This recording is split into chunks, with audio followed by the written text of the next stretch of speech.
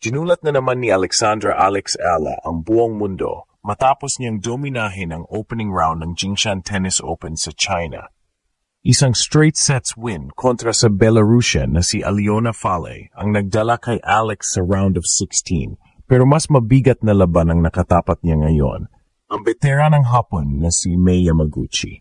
Hindi lang basta quarterfinal spot ang nakataya dito, kagulat world. Kung mananalo si Alex, malapit na siyang pumasok sa top 50 sa buong mundo, isang milestone na hindi pa naaabot ng kahit sinong Pinoy tennis player sa professional era. Ibig sabihin, bawat palo at bawat puntos laban kay Yamaguchi ay direktang konektado sa kasaysayan. Pero hindi magiging madali ang laban. Si Yamaguchi, bagamat mas mababa ang ranggo, ay kilalang matibay sa baseline rallies at kayang pahabain ang laban. Ito ang klase ng player na pwedeng makadistract at makakuha ng momentum kapag hindi nakatutok si Alex. Sa huling laban kontra kay Falle, muntik na mag-overtime ang second set nang mahabol siya sa 5-all. Mabuti na lang, nagsalita ang kanyang killer serve sa mga crucial points, isang panibagong armas na dapat ulit niyang gamitin ngayon. Sa mga nakaraang linggo, dala ni Alex ang momentum mula sa pagkapanalo niya sa Guadalajara WTA 125 title at ang makasaysayang panalo niya sa US Open main draw. Ipinapakita nito na handa na siyang makipagsabayan sa mas malalaki at mas sikat na pangalan sa tennis world.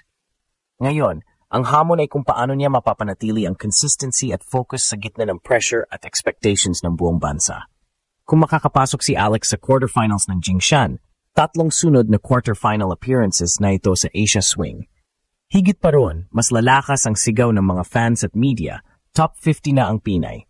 Kaya't bawat mata ngayon ay nakatutok sa kanya mula sa China hanggang Pilipinas at maging ang international tennis community. Kaya ang tanong, magiging stepping stone ba ang laban kontra Mei Yamaguchi para tuluyang mapasama si Alex sa top 50 o mauudlot pa ang kanyang historic run sa kamay ng isang underdog na Hapon? Isang laban na pwedeng magpabago ng direksyon ng kanyang buong career. Kagulat world, sunod-sunod na ang pagbuhos ng history mula kay Alexandra Alex Ala nitong 2025 season. Parang hindi na siya mapigilan mula sa Eastbourne WTA 250 finals hanggang sa kanyang makasaysayang panalo sa US Open main draw at ang unang WTA 125 title niya sa Guadalajara, Mexico, talagang ramdam-dam ng buong mundo na may Pinay na papasok na sa listahan ng mga elite. Ngayon, nasa harap muli ng isang crucial moment si Alex at ito ay nagaganap mismo sa Jingshan Tennis Open sa Hubei, China. Sa opening round ng torneo, pinatunayan agad ng Pinay tennis sensation na siya ang karapat-dapat maging top seed.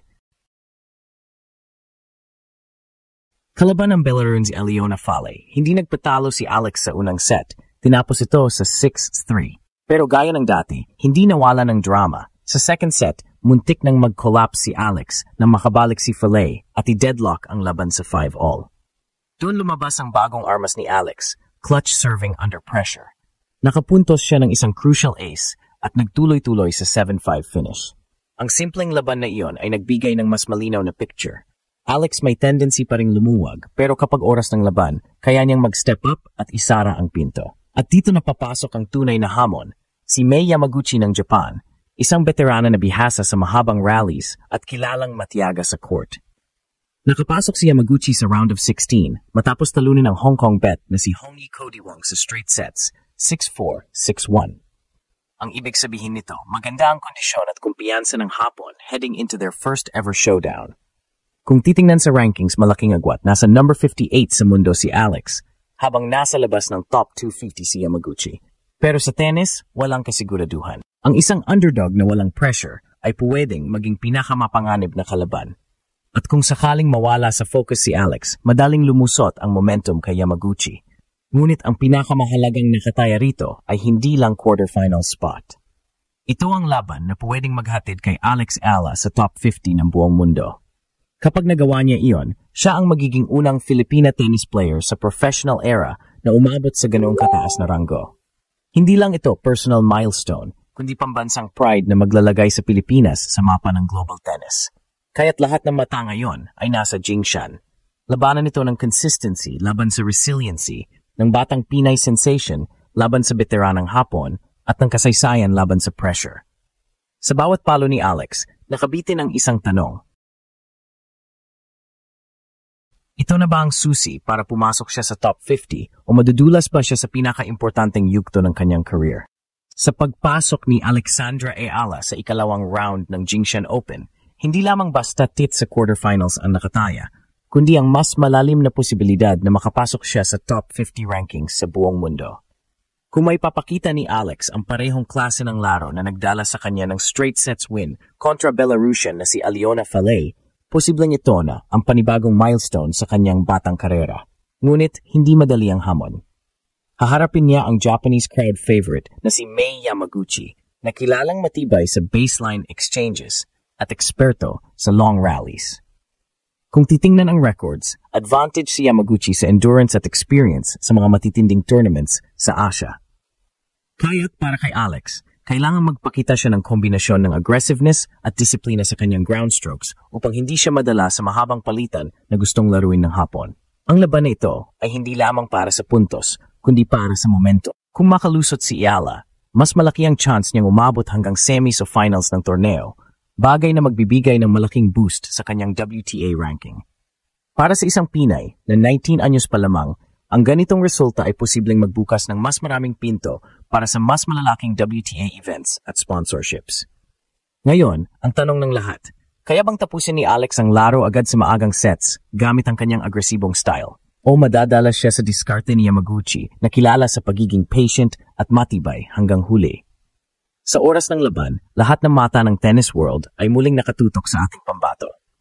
Kung magwawagi si Alexandra Ayala laban kay Mei Yamaguchi, hindi lang ito simpleng panalo para sa kanyang karera. Ito ay magiging panibagong kasaysayan para sa buong Pilipinas.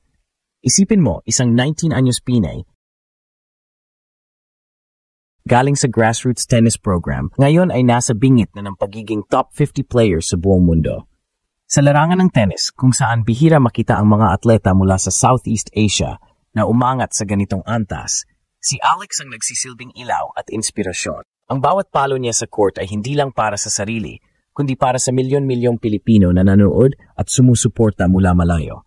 Kung maabot niya ang quarterfinals, posibleng ito ang maging turning point ng kanyang career, isang hakbang patungo sa mas malalaking Grand Slam opportunities at mas solidong international recognition. Para sa fans, ito ang moment na pinakahihintay. Isang Pinay na hindi lang basta nakipagsabayan, kundi posibleng maging global tennis superstar.